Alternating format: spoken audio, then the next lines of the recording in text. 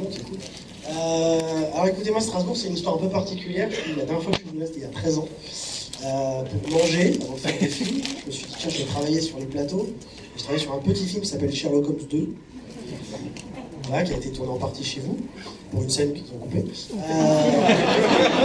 Enfin, il y a l'explosion. On a eu 30 secondes là quand même. Exactement. Et on a shooté plein d'autres trucs qui sont pas dans le film. Bref. Et donc en fait, je connaissais un mec qui bossait dessus, j'ai dit, ah écoute, moi il faut absolument que je bosse là-dessus. Alors j'étais set production assistant, c'est-à-dire qu'en gros je bloquais les gens, je disais non, je bosse pas. Bah ouais. En gros c'est videur, mais pour le ciné. Mais c'est cool, on est de l'autre côté de la barrière, on est collé à la barrière, on est de l'autre côté. Et donc en fait, je dis à mon pote, ah franchement fais-moi bosser, ah désolé, c'est que les gens qui habitent à Strasbourg. À la limite, ceux qui ont un parent aussi, je dis, mais moi ma soeur habite ici. T'es fou. Et il me dit, cool, elle habite où? Et je prends une rue au hasard, j'étais sur l'ordi, et je lui dis, bah, elle habite là, au 9 de cette rue-là. Il me dit, c'est un truc de ouf, j'habite là. Et là, il me dit, mais mec, c'est un peu loin du plateau, je pourrais t'emmener le matin et te ramener le soir. Et là, je me dis, merde. Je dis, cool. Et donc, en fait, je suis venu 24 heures plus tôt, et pendant 24 heures, pendant au moins 10 heures, je suis resté devant le numéro comme ça, essayer de trouver le code. J'ai des deux petites mamies qui ont eu peur, mais j'ai réussi à choper le code. Et tous les matins, je l'attendais dans le hall en mode bon, bouge-toi, quoi. Et le soir, il me disait bon, bah salut, je dis ouais, je dois passer un coup de fil. Puis hop, je sortais, j'allais à l'hôtel. Le film m'a coûté de l'argent, hein, puisque, voilà. Mais sauf que, bah, en fait, 13 ans plus tard, je suis là à présenter le 3e long métrage devant vous tous à Strasbourg. Donc c'est vraiment, je n'aurais pas pu imaginer ça, mais c'est vraiment un plaisir d'être là. Bravo.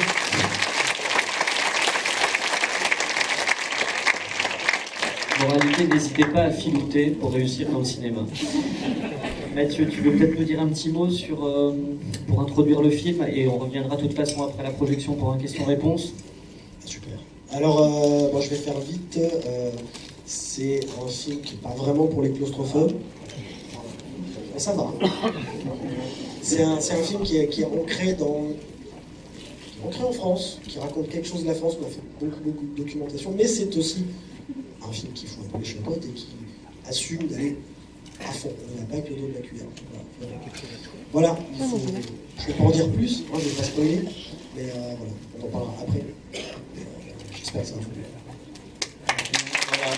Tout le circuit d'aide à la production, de diffusion, des distributeurs qui prennent les risques. Il y a Nicolas Riet qui est là d'Alba Film qui va sortir, vous allez tous sortir le film le 15 novembre. Et donc c'est un film de monstre et c'est un film qui s'ancre aussi dans l'histoire française. Il y a une partie réaliste. Tu peux nous raconter un petit peu de quoi c'est parti, qu'est-ce que tu as voulu faire et comment on est arrivé à la genèse de Gueule Noire. Alors c'est un mix de deux choses. La première, c'est je suis un gros fan de Lovecraft.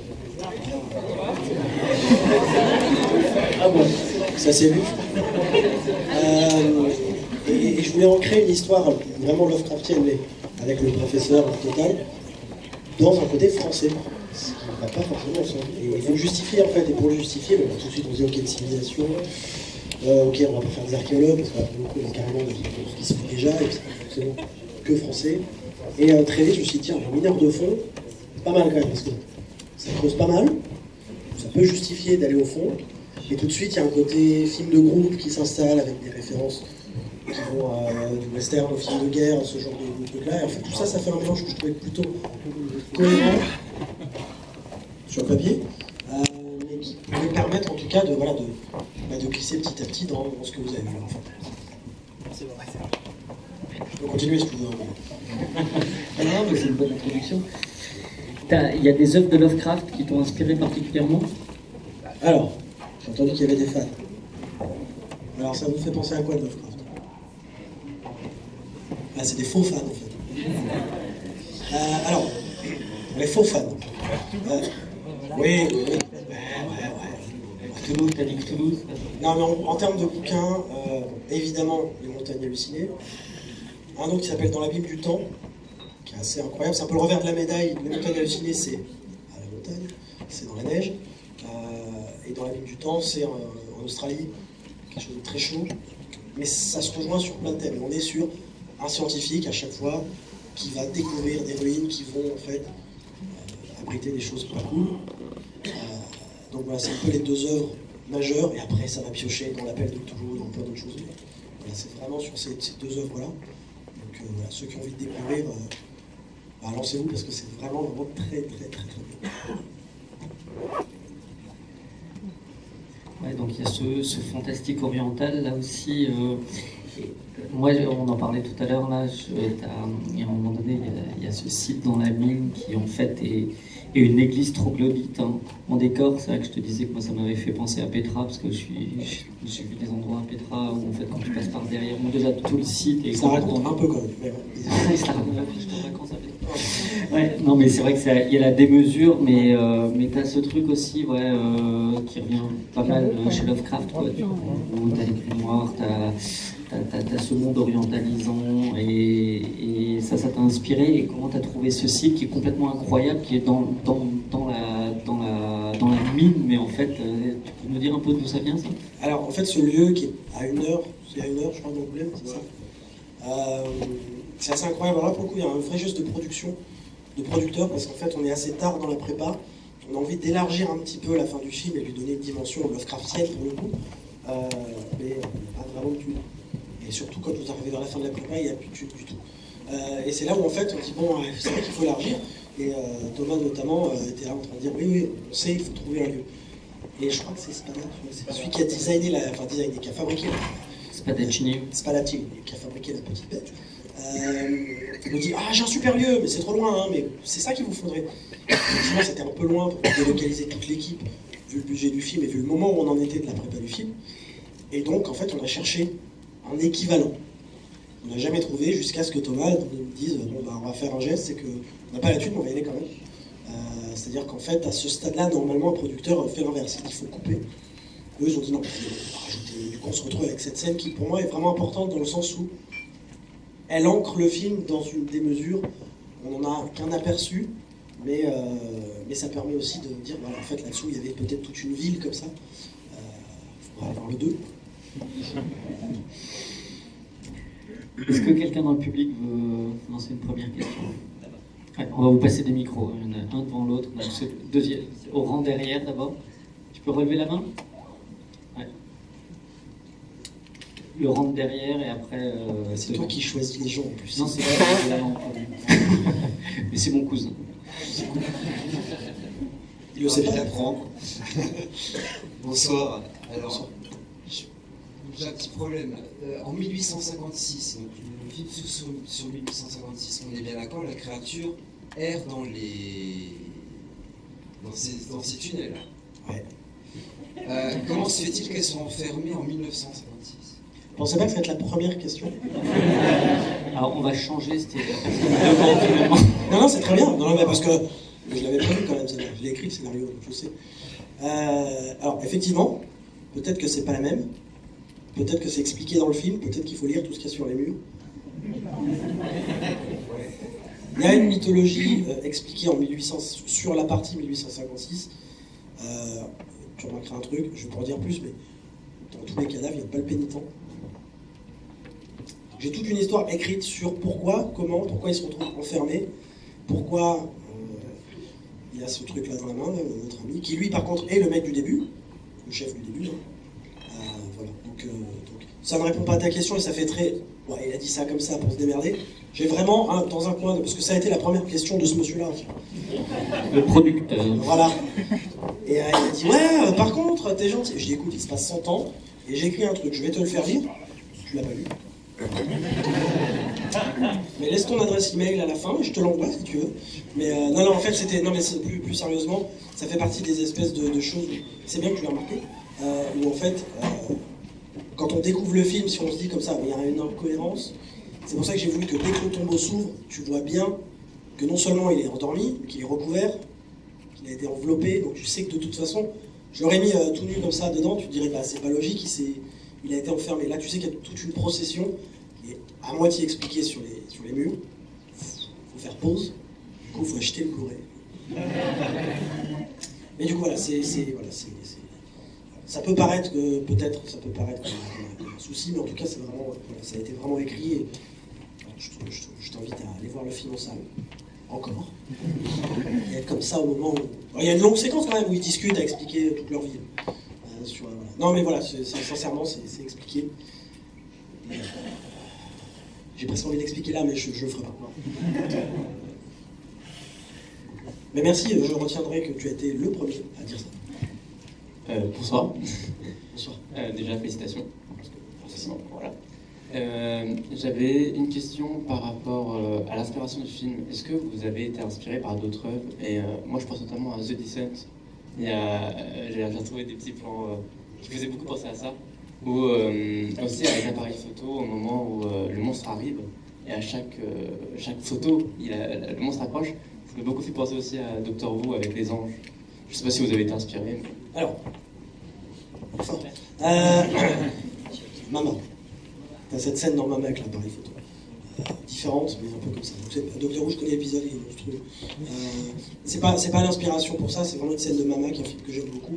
On a un petit peu ce truc-là qu'un appareil photo moderne, on est dans un autre délire, mais c'est un peu le concept. Et c'est Javier Botet qui joue Mama, j'ai eu la chance de faire mon premier film avec lui, on en a beaucoup parlé, enfin bref, il y a un truc un peu qui tourne autour de ce film. Et évidemment The Descent, qui est quand même un putain de film. C'est la version garçon. Et puis peut-être moins de thunes, peut-être si je suis pas du Marshall, mais en tout cas, c'est vraiment un truc que j'ai voulu. En fait, déjà dans Méandre, l'idée c'était de bosser sur l'obscurité. Et en fait, il y a un truc qu'il fait dans The Descent qui est génial, c'est qu'en fait, il utilise un film de salle, vraiment. Il y a certains moments, en fait, où il a tout simplement dézoomé son image en tout petit, il l'a foutu en bas à droite, ce qui fait qu'en fait, l'obscurité qu'il y a autour se mélange à celle de la salle. Et dans The Descent, si vous avez l'occasion de le voir en salle, s'il repasse ou quoi, allez-y, parce que c'est assez hallucinant à quel point il joue avec l'obscurité de la salle. C'est un truc qui se voit plus du tout quand on le regarde en DVD. Enfin, en DVD, putain, je suis vieux. Mais bon, en streaming. Voilà, c'est vraiment, oui, ça a été évidemment une inspiration. Plus dans cette utilisation de l'obscurité et d'une bande forcément, il y a le côté une bande enfermée sous terre. Voilà. Lui, effectivement, c'est très très grosse inspiration. Ouais, mais principale pour le film.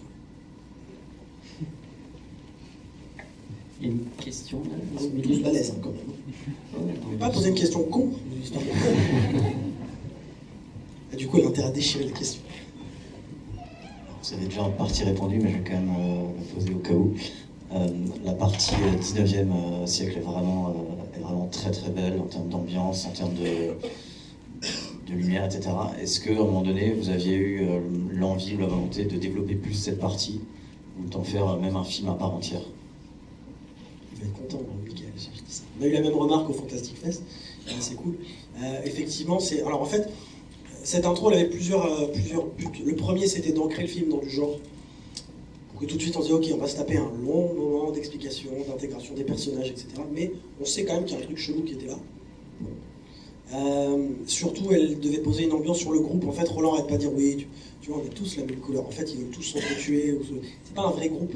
Le seul qui a envie d'être dans le groupe, de l'intégrer, c'est lui. Et c'est au final, il se retrouve un peu tout seul à la fin, avec Roland. Donc c'était vraiment un film là-dessus. Donc je voulais une intro où il y a vraiment un vrai groupe soudé de jouer là-dessus. Et puis parce qu'en fait, j'avais envie de faire cette scène avec les vraies lampes du 19e. J'en ai gardé une.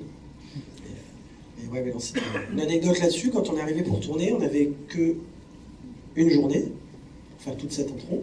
Parce que le lieu allait être détruit le lendemain. C'est les décors de Claude Berry, du Germinal. On n'avait pas le droit de tourner avec du feu, on l'a fait quand même. On avait des pompiers sur place, mais voilà, c'était très compliqué en négoce. On n'avait qu'une journée là où il en faudrait 2 voire 3. Quand on arrive, les lampes ne marchent pas. En fait, on n'est pas stupide, hein. On a dit j'ai 30 lampes. Ah ouais, faut voir celle-là. Nickel. On aurait dû tester les autres, c'est la seule qui marchait. Et le chef-op n'avait aucun plan B. Et c'est là que l'accessoiriste, donc c'est des petits génies, hein, qui lui avait fait Germinal d'ailleurs, est arrivé, enfin la série. Le film aussi, peut-être. La série. Et donc, en fait, il est arrivé, il a réparé une à une toutes les lampes du 19e siècle. Ça lui a pris 2 heures, mais il nous a sauté la journée. Donc voilà. Mais oui, cette intro, oui, j'aimerais bien faire un film entier. Pour répondre à la question de monsieur, parce que du coup, on comprendrait les mots de monsieur. Et ça, vous pourrez voir ce qui est devenu le pénitent et pourquoi tout ça. Oui, il y a une question à vous. Bonsoir. Bon film, bravo. Ce qui fait toujours plaisir Enfin, moi, j'aime pas les films un peu confinés, mais c'est pas grave. Ça va. Pas voir mon précédent film, Ouais. du tout. Ça va bien angoisser. Mais on- Alors, par contre, là, je parle en tant que grande amatrice de conlangue, parce que du coup, vous avez dit que c'était expliqué sur les murs avec tous les symboles. C'est une création personnelle ou des décors, ou c'est tiré de quelque chose Alors, c'est un alphabet qui est... On a beaucoup, avec Marc Thibault, le chef décorateur, on s'est beaucoup posé la question de la langue en question. Et en fait, très vite, on est parti sur comment comment ils ont pu arriver dans le nord de la France. Donc on a pensé, ok, donc nord de la France, la mer, viking, et donc on se rapproche très vite. C'est pas l'alphabet, c'est pas un alphabet viking exact. Sauf qu'en fait, on a dévié chaque lettre. C'est qu'en fait, techniquement, si on se pose à côté, le A, on peut le retrouver, le B aussi. C'est pour ça que je dis ça tout à l'heure. C'est qu'en fait, en posant à côté l'alphabet classique, on trouve 80% en fait des mots. Et voilà. Et c'est pas non plus de la grande littérature. On comprend très vite ce que ça veut dire. Donc, encore très bonne question. Ils sont chauds. Impression de placer le bac. Oui, question au fond. Question ici aussi après. Ah pardon, il y a déjà un micro là, oui. Vas-y.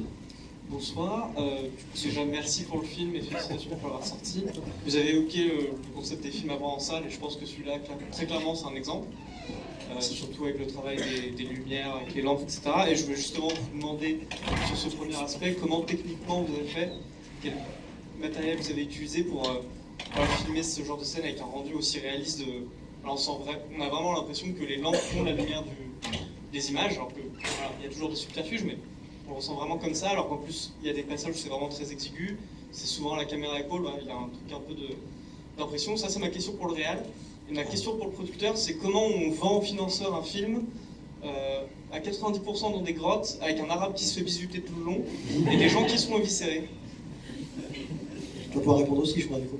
Alors, sur la lumière, ce qui peut paraître simple, entre guillemets, de dire, bah ouais, on met des casques avec la lumière sur la gueule des mecs, c'est du cinéma, ça ne marche pas comme ça, vous le savez, sinon le rendu est pourri, et on voit absolument rien.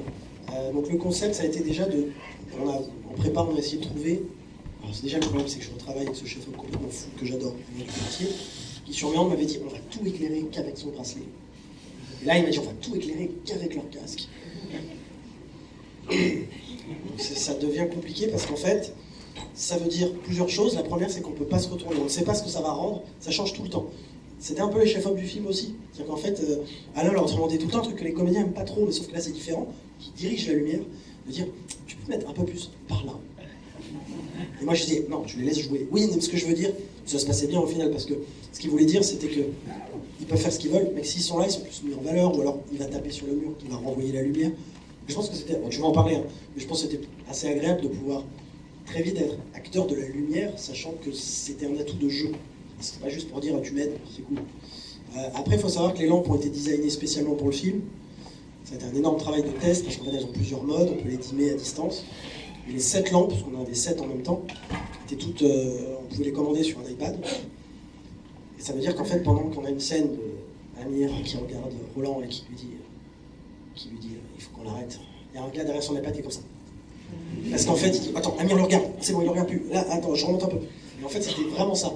C'est qu'en fait, on s'en rend pas compte, mais en fait, la lumière change, la lumière de leur spot change pendant les conversations, ce qui fait que des fois, on joue avec. Le moment où Anglade, en fait, vient de fermer la porte, arrive très près de lui. Là, on lui dit, ouais, si on lui fout la lumière à fond dans la gueule pour le rendre un peu flippant, ce genre d'effet narratif qui peut être obtenu que parce qu'il y a des cinglés qui ont dit, on va tout faire avec les lampes. Super. Voilà. Mais c'est un vrai rendu, enfin c'est un génie. Hein. Et donc en fait ça implique qu'en permanence, quand vous êtes dans un lieu où il fait 16 degrés, il fait froid, c'est l'horreur, on ne voit pas la lumière du jour, et lui il dit en permanence il y aura de la fumée. Comme ça découpe bien la lumière. C'était cool. C'était sympa. Je vais te laisser partager ton expérience là-dessus. Okay, si ça te va. Sympa. Bonsoir déjà, merci. Bah ouais, en fait, qu'est-ce que tu veux que je rajoute de plus? Ça nous dit, tu joues pour l'autre tout le temps. Quand tu joues pas, tu joues quand même, parce que, bah voilà, comme il vient d'expliquer, la lumière sert. Et il n'y avait rien d'autre comme éclairage que le spot qu'on avait sur le front. En effet, bah, la lumière, bah, il fallait qu'il soit tout le temps concentré sur ce qu'on est en train de faire. Des fois, le casque bouge. la prise est différente d'une prise à l'autre, donc il fallait tout le temps penser à l'autre. Donc, à l'intérieur du film, chacun pour soi, nous, pendant qu'on le tournait, en tout cas, on était très concentrés sur la lumière, voir s'il était bien beau. Je te réponds sur l'histoire d'Arabe ou tu veux que j'attende un petit peu? Et ça a été techniquement compliqué au départ, parce qu'on va dire que la première semaine, on était en train de calibrer justement ce principe-là, d'éclair.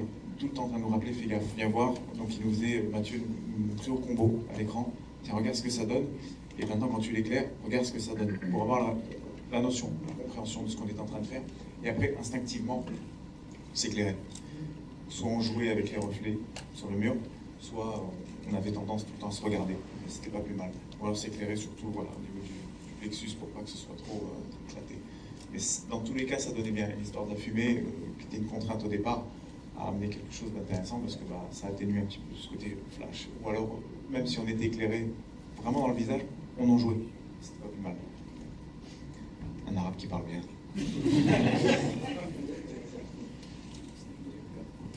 Alors, pour le financement, déjà c'est assez simple parce que c'était le 3e film de Mathieu, donc tout le monde connaissait un petit peu son travail et la qualité de son travail, premièrement. Et puis ensuite, un film, on le fait pas tout seul, on le fait avec un distrib, Nicolas, qui est là-haut, qui est le premier à avoir dit banco sur le film. On peut pas faire un film. On ne peut pas faire un film sans un distributeur, donc Nicolas nous a suivis, comme il l'avait fait sur Méandre, le précédent film de Mathieu. Et après, OCS a enchaîné aussi, Amazon. Aujourd'hui, voilà, c'est difficile de faire un film sans les télés, donc ils nous ont suivis aussi. Et aujourd'hui, par exemple, nous, on a eu une discussion avec Amazon il n'y a pas si longtemps qui nous a dit « Vous ne pourriez pas refaire cette année Gueule Noire ». Voilà. Le film de genre, c'est compliqué à faire. Et on a eu de la chance aussi d'avoir un investissement privé énorme, puisque sur le film, on a à peu près presque 1 million d'euros en argent privé. Voilà. Sinon, on ne pouvait pas faire le film. Et il faut savoir aussi, c'est que Mathieu a écrit une version qui était beaucoup plus chère au départ. Il a fait des efforts, et il en fait encore. Donc voilà. Donc c'est très compliqué à financer un film de genre. Il y avait 2 arabes à la base. Ah, puis on a dit à lire, vas-y, c'est compliqué. Alors ça a été, en plus, ça a été vraiment, je finis là-dessus. Ça a été, je donne un exemple tout bête, hein, mais à quel point en fait c'était important. En fait, on a eu notamment, tu parles de ça sur par exemple le Maroc. La discussion était très vite de dire, on sait qu'on économise énormément d'argent. Si au lieu de commencer au Maroc, on commence sur le port de Marseille, ils débarquent, et puis voilà. Je dis ouais, si vous faites ça, on a un point de vue de bon français qui dit ah tiens, le petit arabe là qui débarque. Alors que moi, je veux un film d'aventure, je veux un mec qui a envie de quitter son pays, ses proches, pour devenir quelque chose d'autre, pour essayer des choses. Donc c'était hyper important de commencer là-bas. Et d'ailleurs, Amir, tu m'as dit que s'il y avait des choses qui parlaient dans le film aussi, vis-à-vis de toi, sans dévoiler quoi que ce soit. Voilà, l'important, c'était, c'est horrible de dire ça, mais parce qu'il faut le dire aujourd'hui quand même, c'est pas une opportunité de se dire, tiens, ça va faire bien, ça fera film de gauche. C'est horrible, mais malheureusement, on a eu ce genre de questions. Et c'est obligé que ce soit qui vienne de là, quoi. Il s'appelle Amir en plus. Il s'appelle Amir parce que moi je voulais Amir. Quand même, c'était volontaire depuis le début. Moi j'ai lu des bouquins, notamment, j'ai oublié le titre, ça fait vraiment genre n'importe quoi. Mais c'était un Algérien qu'on suivait, un bouquin, c'est pas un roman, hein, c'est une histoire, et j'ai pioché vachement là-dedans aussi pour pas mal de recherches. Pour moi c'était hyper important. On parle d'intégration dans un groupe, ça doit ramener aussi à des choses actuelles, sans que ce soit le sujet du film. Voilà, c'était hyper important pour moi d'accéder tout ça. Et puis ça remet dans un contexte historique où effectivement il y avait des immigrés d'Afrique du Nord, d'Italie, d'Espagne, et ça c'est aussi intéressant dans le film, justement, les clashs entre les communautés, la manière dont on se parle, dont on s'appelle. Mais c'est ce qui m'a d'abord appelé quelque part. Le film de genre, moi je ne le connais pas.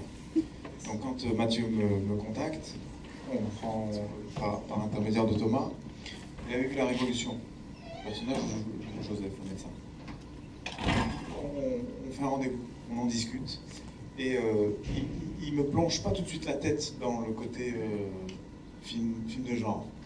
Il m'explique justement l'itinéraire un peu de ce jeune garçon qu'on va chercher. Ensuite, il m'explique, il me fait lire le film d'une autre manière en fait. Ensuite, c'est une aventure, c'est un groupe.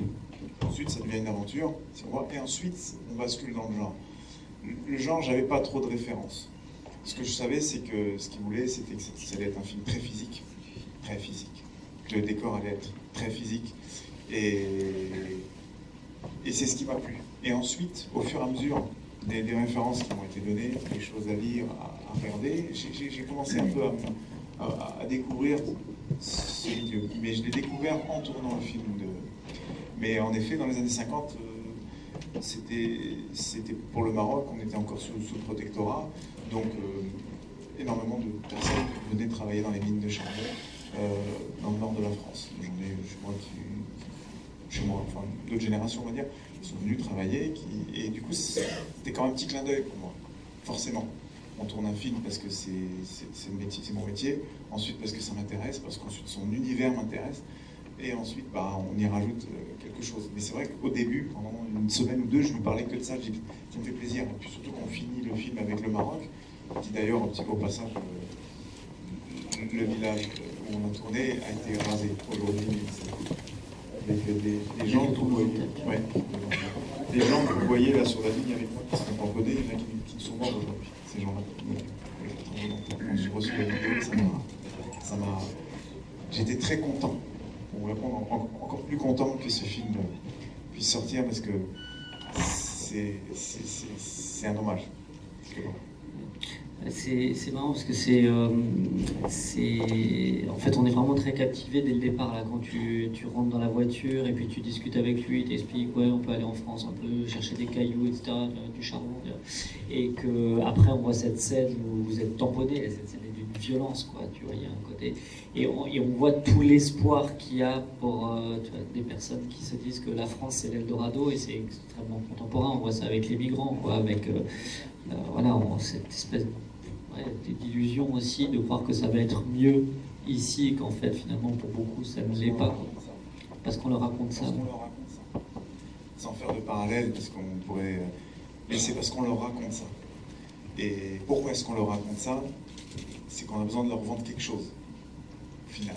Ces mecs-là, quand ils partent et qu'on les retrouve, par exemple, comme en ce moment en Italie, ils ont laissé l'équivalent de, je sais pas, 10 années, ils s'endettent.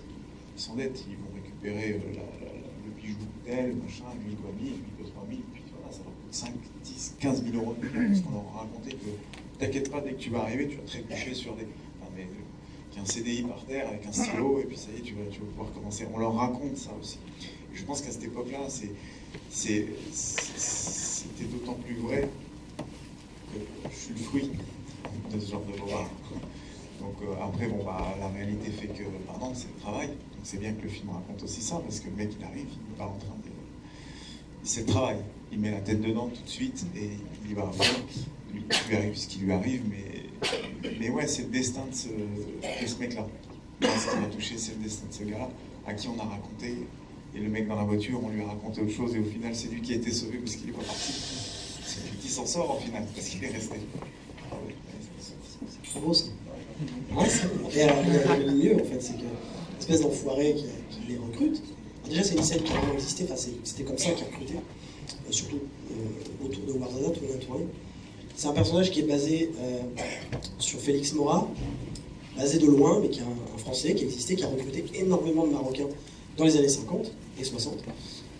Il faut savoir qu'on a découvert, quand on est arrivé là-bas, que le lieu dans lequel on tournait avait vraiment vu ce mec-là venir faire ce qu'on a tourné. On ne savait pas du tout. Mais oui, bon, je ne vais pas en dire plus, tout ce que tu as vu, mais c'est vrai que c'était une scène. Dès le début, on savait que cette scène, elle était importante pour donner un ton au film et dire que bon, c'est pas que une bestiole à 6 bras qui défonce des mecs, il y a aussi une histoire à raconter. C'est ce que je disais avant que vous voyez le film, c'est que c'est un film qui prend son temps d'installer ses personnages, un truc qu'on voit de moins en moins dans le film de genre. Parce qu'on parle des films classiques, c'est disent c'est pas bête et méchant, c'est peut-être juste bête, ou juste méchant, mais en tout cas on essaie de faire quelque chose de tout différent. Ouais, il y a une question là. Tu as dit. Bonsoir. J'aime beaucoup le design de la créature dans le film et je trouve ça très audacieux de le faire en effet réel. Et en fait, je me demande la motivation derrière ce choix, c'est financier ou alors c'est vraiment une volonté? Alors, si ça était financier, on n'aurait pas fait ça, parce que ça coûte cher. Alors, plusieurs choses. La première, c'est que je voulais donner une vibe très 80 au film. Les puppets, tout ce genre de trucs-là, on n'en voit plus trop. ou alors on en voit hein, dans certains gros films américains, ça revient à la mode. Dans les derniers Star Wars, c'est un peu tout ça. Après, moi, c'est quelque chose que je voulais vraiment créer sur l'inspiration entre The Thing de Carpenter, aller chercher ce genre de truc-là, la tête arrachée, tout ça, machin. On dit très vite, ah oui, bah la tête, bah, on peut faire parler le mec et sur fond vert. Non, on va faire une tête en animatronique. Quitte à ce qu'il y ait un petit aspect, on sent la chose, mais je pense que ça ancre le film dans un style. Et en fait, pour la créature, Roth, c'est parce qu'en fait, Jean Anglais avait beaucoup de mal à dire ce mot. Il y a beaucoup de prises où il dit Mocrodote. Il y avait beaucoup de mal à dire pas mal de trucs, Jean-Luc. Oui, mais non, la créature, le choix était purement pour lier le film dans un certain style de cinéma en fait que j'aime beaucoup.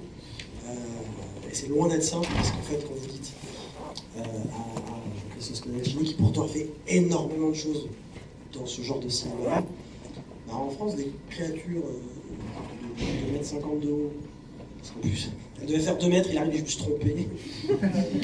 Je dis, mais du coup, elle va pas rentrer dans les. Donc on a dû la mettre couchée, enfin, c'était un bordel. Et en fait, quand vous voyez la créature sourire, c'est 7 mecs derrière. Il y a 7 mecs avec des cannes, c'est ça qu'il faut bouger, voilà. C'est eux qu'on efface. Ils sont tous avec des cagoules ridicules, des leggings et tout ça. Ils sont noir sur noir, donc il y a très peu à effacer, mais quand même. Et le seul effet, il est vraiment là, en fait, ce qui reste. Donc je peux vous dire que les rushs, c'est assez drôle.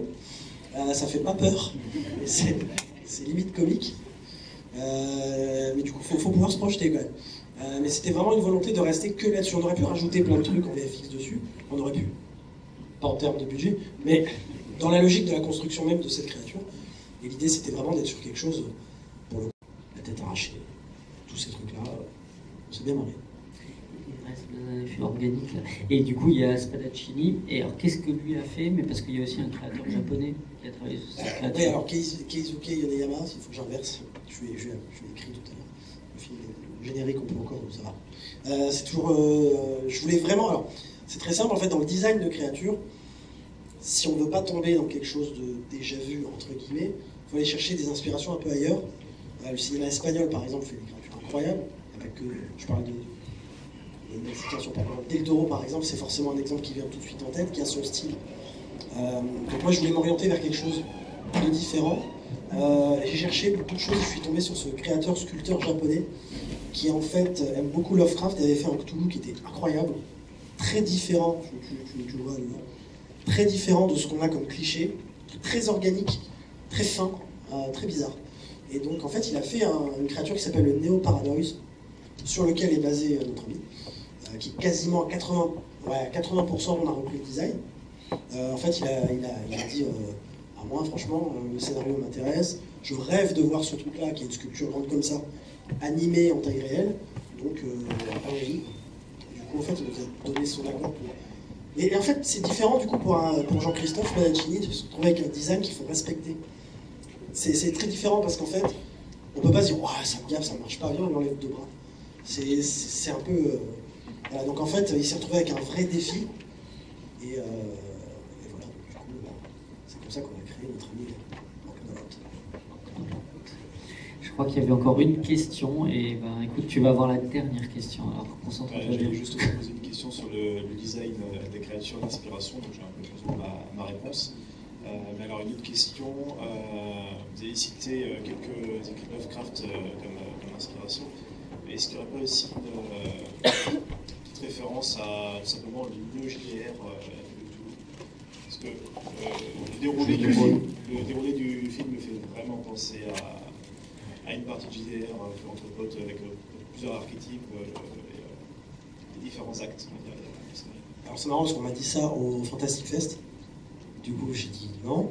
Du coup je suis allé le voir et j'ai fait oh, ah c'est cool, personne ne va me croire, mais non. Non, alors effectivement, alors pour plein de raisons, hein, c'est que comme l'inspiration du jeu de rôle est basée sur beaucoup de choses de Lovecraft sur lesquelles je suis allé piocher, forcément on y retrouve pas mal.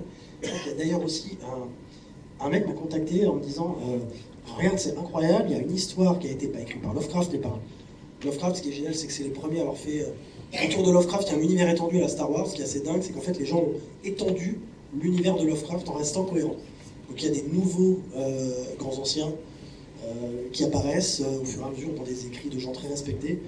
Moi j'ai essayé avec avec le film, de m'ancrer là-dedans, un tout petit peu, c'est-à-dire de citer frontalement, en disant, bah voilà, c'est les mecs qui viennent quand Cthulhu il dit, les gars, j'arrive, nettoyez-moi un peu ce merdier. Donc voilà, ils sont 9, là il y en a qu'un, ça je peux faire 8 films, quoi.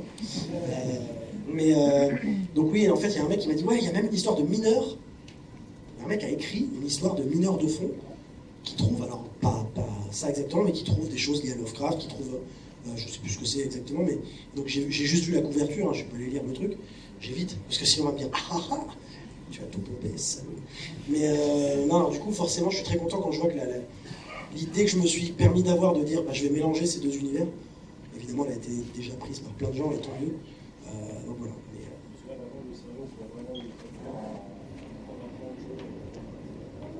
Oui, alors il y a un côté, je suis un grand fan de jeux vidéo aussi, donc il y a forcément un côté les gauche, droite, machin, etc. Il y a forcément tout un univers très. Un gueule noire, le jeu vidéo, ça aurait de la gueule. Tu peux choisir le mec que tu veux être et tout. Tu peux. Oui, oui. Oui, alors, juste avant de terminer, j'ai 2 minutes. Parce que là, vous avez le Mel Gibson français. Je vais raconter comme une anecdote qui est quand même assez. C'est assez horrible pour nous. En fait, Amir, il faut savoir, il ne l'avait dit à personne, bien entendu. Il a l'épaule qui se disloque à la Mel Gibson, quoi, dans l'arme fatale. Il s'est armé tout seul, sauf qu'il ne l'a pas dit. Donc, il se passe ce qui se passe, on est en train de tourner une scène, je suis à la voiture, je crois, non, pas dans la c'était avant. On tourne un truc dans la mine, et puis d'un coup, ah oui, c'est ça, il tape sur la planche avec sa petite hache, et d'un coup, il se met à hurler. Mais quand je dis hurler, le hurlement, le mec se lève et sort du champ, donc je me dis, il y a un problème quand même. Il part, tout le monde en panique, vraiment en panique, on s'est dit, il a dû se couper un doigt, c'est pas possible d'hurler aussi fort. Et on va le voir, il me fait, non, mais c'est bon, c'est bon. Enfin, t'as un peu le bras qui pend, mec. Non, mais alors je t'explique. Il dit, non, laissez-moi. Il se remet l'épaule. Il dit, ouais, alors en fait, ça m'arrive tout le temps.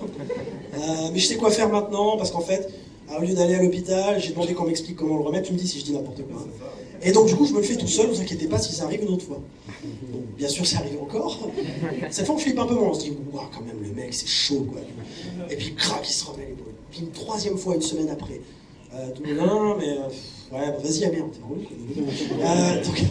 Et petit à petit, il y a une espèce de côté, tu l'as fait 5 ou 6 fois, je pense. Il y a un petit côté, ouais, vas-y, fais ton truc.